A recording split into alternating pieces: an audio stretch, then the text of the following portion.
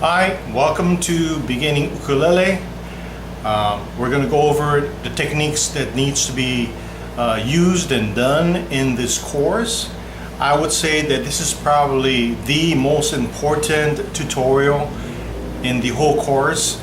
I have a list of things that you should be doing every time you're doing a lesson or going through the course. This is also located on page 3 in your syllabus. So you have this on page 3 in your syllabus. Now, I'm highly suggesting that you either make a mental note of these techniques or you make a list of these techniques.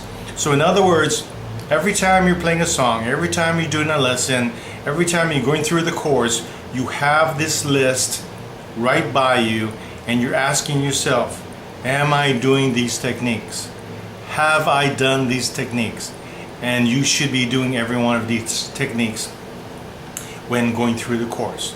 So let's go over them one at a time and let's get started. We're going to start with the strum technique, and we're going to be using the finger and thumb strum starting off the course. First of all, for the finger strum, go ahead and start off the first part of this course with the strumming like this. So you kind of, it looks like a hook, like that, okay, from the top side. Okay, so when you're strumming the ukulele, if you look from the top, okay, it's kind of coming down, okay, just a little of an angle. So the finger and the nail and the finger is gliding over the strings. Okay, you want to keep the fingers in, thumb over them. You don't have to be too tight or tense, basically, but you want to keep that finger curved, okay? This is going to be helping you later with a technique that I'll be showing to you later on during the course, so it's important that you start off with this kind of strum, okay?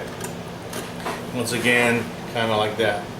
And eventually we'll modify this strum into something else, but I want you to get this technique to help be accurate in finding your strum zone, okay? Next, is the free thumb strum. By the way, that was the free finger strum. This is the free finger strum.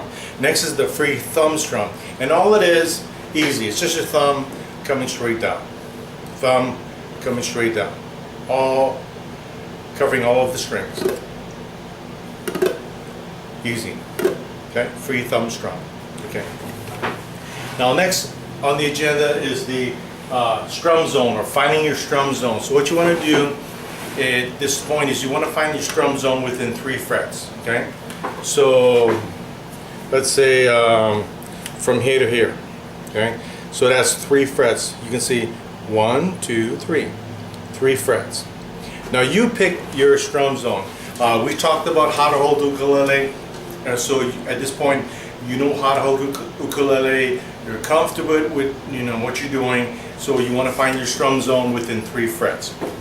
My strum zone's right about here, so my 3 frets might be about here, okay? You find where your 3 frets are. Okay, so when you're strumming, your strum is always downwards for now, only downwards.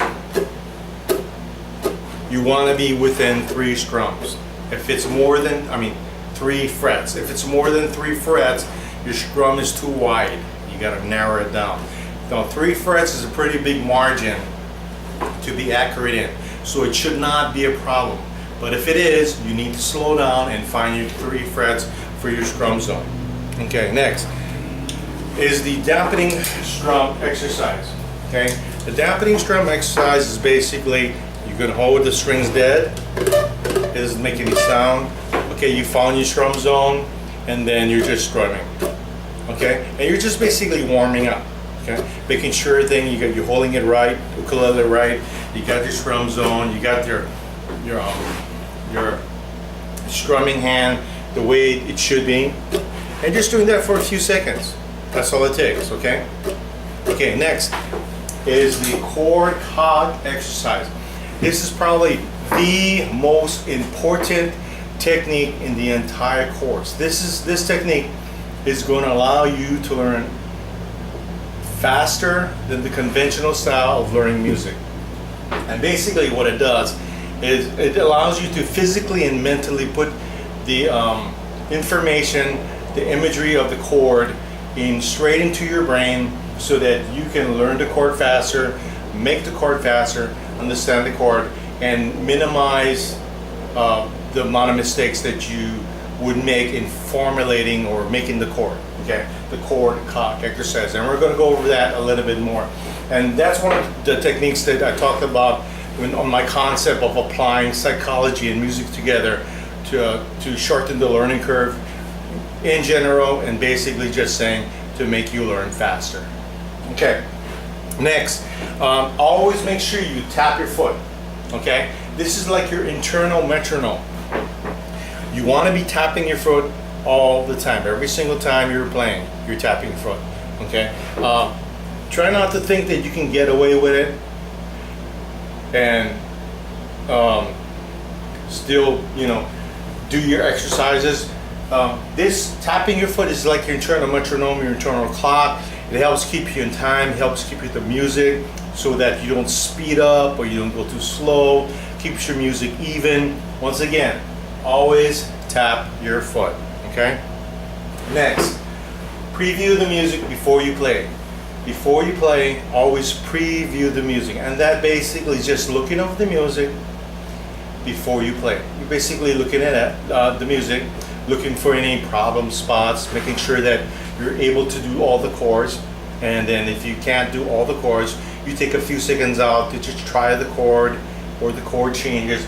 Once again, you always want to preview the music. Next, make sure that your hand and fingers are relaxed. So you basically wrist, arm relaxed. So basically everything's just relaxed. Okay, when you're strumming, see, everything's just relaxed. Don't try to be too tense. Okay, you notice my hand looks a little stiff now. Just relax. Just relax everything. It should just flow out. Okay. Sometimes we're not aware that we're feeling a little tense because there's so much information we gotta remember to when we're playing, but just relax, let it flow out, let's have fun with it. It should be soothing, it should be relaxing, it should be fun.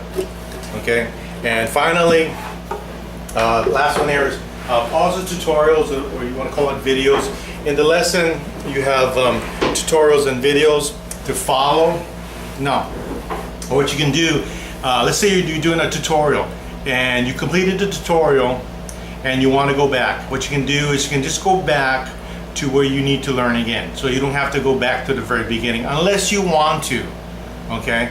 Now another suggestion is when you're playing the tutorial, if you come to a spot where you know it's going kind of fast, just pause the tutorial so you can collect yourself, catch up, maybe try it a few times, then continue with the tutorial. So don't be afraid of pausing the tutorial to catch up or collect yourself, or to write something down, or try a technique again.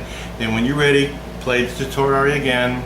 Okay, and once again, try to remember to, if you're going to back up the tutorial to relearn something, just remember to back it up to where you need to learn.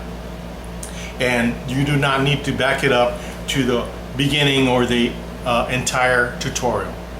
Okay. So once again, I want to say that this is probably the most important tutorial to be aware of. So you have the same information on page 3 of your syllabus.